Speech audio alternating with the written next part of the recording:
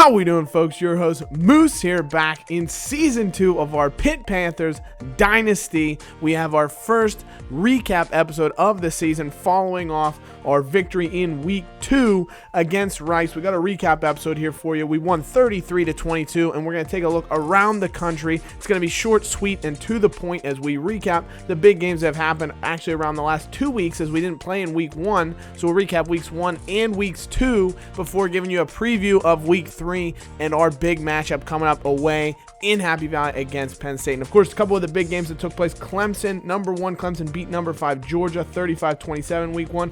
Oklahoma State 38-35 upsetting Florida State with a big victory in the top 25. Of course, our opponents, Penn State, obliterated Temple. They got 4 touchdowns from backup running back Miles Sanders, 3 rushing, 1 receiving, and 2 touchdowns from starting running back Saquon Barkley. So they got some fantastic players that we're really going to have to contend with in this matchup. There's no doubt about that. But you can take a look here through the results in the top 25. In week 1, really weren't any upsets other than that Oklahoma State over Florida State matchup. Your players of the week: Clayton Thorson, 6 touchdowns. Jabari Williams for Wake Forest with 2 forced fumbles, a pick, and a sack. And of course, in the ACC, he also wins ACC Player of the Week alongside Deshaun Watson, big Heisman favorite, with 5 total touchdowns in the win over Georgia, which is a fantastic performance. And because of that, we take a look at the top 25. Following week 1 here, we end up in 8th position in the polls after week 1. Georgia drops back to 10th.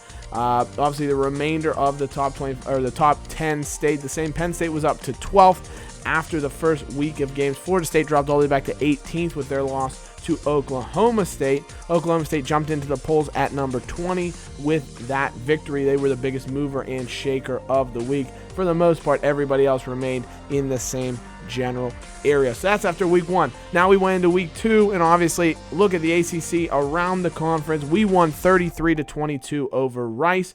Virginia barely escapes Western Michigan 28-27 for their first win of the season. Syracuse 41-38 over Notre Dame. So Notre Dame down to 0-2. Syracuse put up 24 points in the fourth quarter, including the game-winning field goal with 14 seconds left in the game. So what a huge victory for them.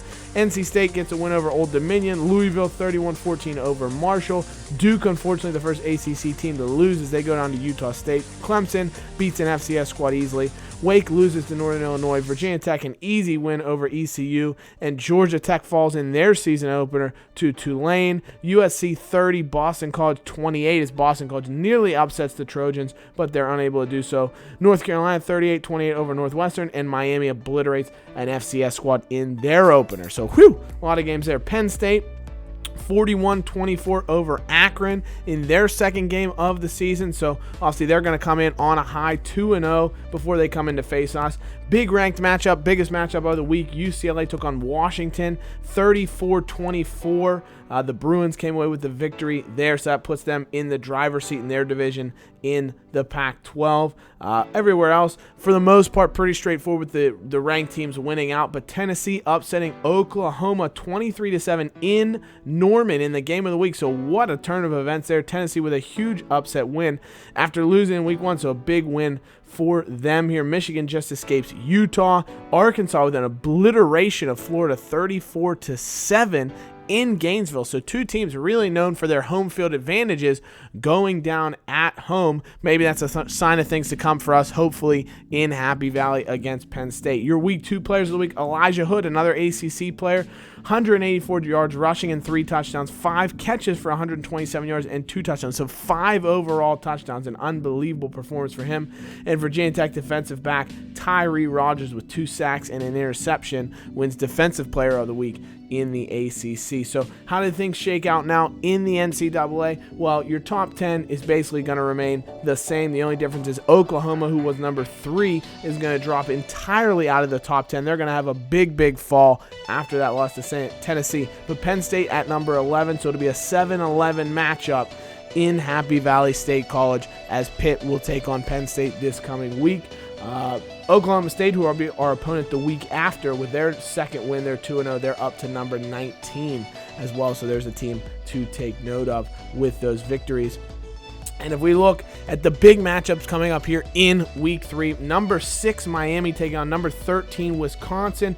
Kirk Herbstreit says Wisconsin's going to come away with the win playing at home, of course. Miami, though, Brad Kyle leading that offense. They didn't have a ton of passing yards in their opener, but their rush offense was unbelievable, going up against a fantastic rush defense in Wisconsin. So definitely going to be a fantastic test there. I think Miami's going to come away with the win. UCLA versus Texas. Obviously, it's going to be in Austin, Texas, with a raucous home field advantage. Number 4 in the country in points per game. And they looked very good, but UCLA coming off a fantastic win over Washington. I'm taking UCLA. Herbstreit is taking Texas. Another big matchup here, Virginia Tech versus Ohio State in the Horseshoe. JT Barrett's going to lead the Buckeyes out, and I see Ohio State winning. Herbstreit has them as well. It's just a very tough place to play. As good as Virginia Tech looked in their first 2 games here, beating Notre Dame and beating ECU, I just think Ohio State are going to have much too much for them and are going to come away with the win. But Pitt versus Penn State, our big preview of the biggest matchup of the week. It's actually the game of the week. Pitt going to Penn State Saturday at noon. It's going to be a massive matchup. Who's going to come with the win? Herbstreit thinks it's going to be us. Penn State, though, 43 points per game through their first 2 victories. They are running the ball at will, 227 yards a game. And then Trace McSorley is passing the ball, 258 yards a game. So they're unbelievable. Their rush defense has been fantastic. And that was really the one offensive staple that we could get going, was our rush offense. So you'd expect, Penn State to try and shut that down, force our young quarterback, Ben DiNucci, to have to make some plays. That's the big thing to see right here. It's all going to come down as well to the turnover differential. If Pitt can hold on to the ball, it's going to give them a good chance to keep that Penn State offense off of the field, limit the number of touches that Saquon Barkley is going to get, force Trace McSorley into some mistakes if you can, because he's a good passer. He can run the ball, but he does make some mistakes. He'll throw an interception or 2 if you can force him into it. So that's what the Panthers are going to have to hope for, and try and keep Saquon Barkley away from the ball, because he can torch you. There's no doubt about that. So that's really what the Panthers are going to have to do in this matchup to come with the win. If we look at the Penn State starters, you can see Trace McSorley, 2 touchdown passes this year, but he's already got 3 interceptions. So that's what the Panthers will look to do, force him into some turnovers, though he can run the ball like we can see as well. He had a rushing touchdown in Penn State's last victory. Saquon Barkley, 107 yards a game, 4 touchdowns already this season, just in the rushing aspect. So plenty of stuff to contend with there. For the Panthers, Ben DiNucci is going to be at the helm. 18 of 27 for 217 yards, 2 touchdowns, and a pick. So he'll be the key player for the Panthers this game. If he can remain composed, not make too many mistakes, it'll at least give the Panthers a chance to come away with the victory. I think there's no doubt about that. But, of course, in Penn State, it's going to be extremely tough. It's going to be a hostile crowd. Penn State's looking for revenge from their 27-20 loss to the Panthers at Heinz Field last season here in our dynasty. And so I think Penn State's going to come out with a ton of firepower. Saquon Barkley is a fantastic player. This Pitt defense has not really been tested, and Rice moved the ball on them fairly well. So I think it's going to be a tough test for him. Barkley's definitely going to find some room to exploit, and McSorley, hopefully he won't, but more than likely he'll start picking apart this young Panthers secondary that will be without Jordan Whitehead, who of course is still suspended for 2 more games.